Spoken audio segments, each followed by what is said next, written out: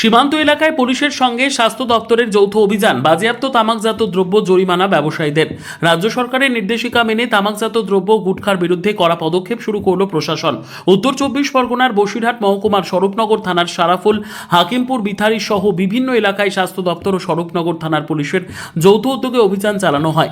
অভিযানে বিভিন্ন দোকানে আচমকা তল্লাশি চালিয়ে মজুদ থাকা তামাকজাত দ্রব্য গুটখা বাজেয়াপ্ত করা হয়। পাশাপাশি একাধিক ব্যবসায়ীকে মাথাপিছু 200 টাকা করে জরিমানাও করা হয়েছে বলে জানা গিয়েছে। প্রশাসনের পক্ষ থেকে ব্যবসায়ীদের স্পষ্টভাবে সতর্ক করা হয়েছে, ছোট, মাঝারি কিংবা বড় কোনো দোকানেই যেন নিষিদ্ধ তামাকজাত দ্রব্য মজুদ বা বিক্রি না করা হয়।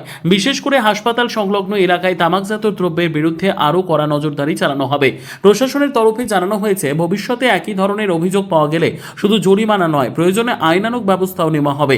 তামাকজাত দ্রব্যের বিরুদ্ধে এই ধরনের অভিযান আগামী দিনেও চলবে বলে প্রশাসনের পক্ষ থেকে সতর্ক করা হয়েছে। কি বললো? এগুলো নেশার কোনো জিনিস বিক্রি করা যাবে না। কি জিনিস বিক্রি করা যাবে না?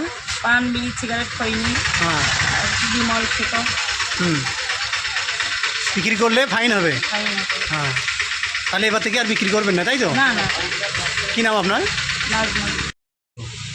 কারা আসলো দোকানে? হ্যাঁ, তাই বিক্রি করতে বারণ। ফাইন দিয়েছো? কত টাকা ফাইন দিয়েছো? এরপরে আর বিক্রি করবে না নাকি? এটা হসপিটাল চত্বরে, এটা নিষিদ্ধ, ঠিক আছে? হ্যাঁ, তোমার নাম?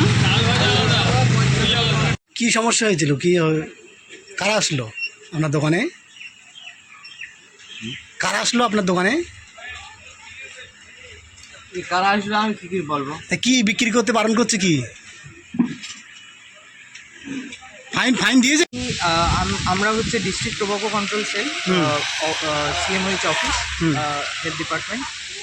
আমাদের যে ন্যাশনাল টোবাকো কন্ট্রোল প্রোগ্রাম আছে, তো এখানে বলা হয় কোটপা আইন অনুযায়ী, কোটপা আইন 2003, সেখানে স্কুল, কলেজ বা হসপিটাল বা এই ধরনের সরকারি প্রতিষ্ঠান যেখানে পাবলিক প্লেস আছে আর কি, মানে যেখানে অনেক পাবলিক একসঙ্গে জড়ো হয়, সেই সব জায়গাগুলোতে তামাকজাত দ্রব্য বিক্রি এবং ব্যবহার কোনোটাই করা যায় না। তো সেই রিলেটেড আমাদের প্রায় বিভিন্ন জায়গাতে আমরা এনফোর্সমেন্ট করি, স্বাস্থ্য দপ্তর এবং পুলিশ ডিপার্টমেন্ট একসঙ্গে মিলে। তো আজকে আমরা সেটাই করতে এলাম। তো আগেরবার আমরা প্রথমেই ফাইন করি না, আগেরবার আমরা প্রথমে অ্যাওয়ারনেস করি যে এখানে এগুলো বিক্রি করা যাবে না, কেন অনেকেই আইনটা জানেন।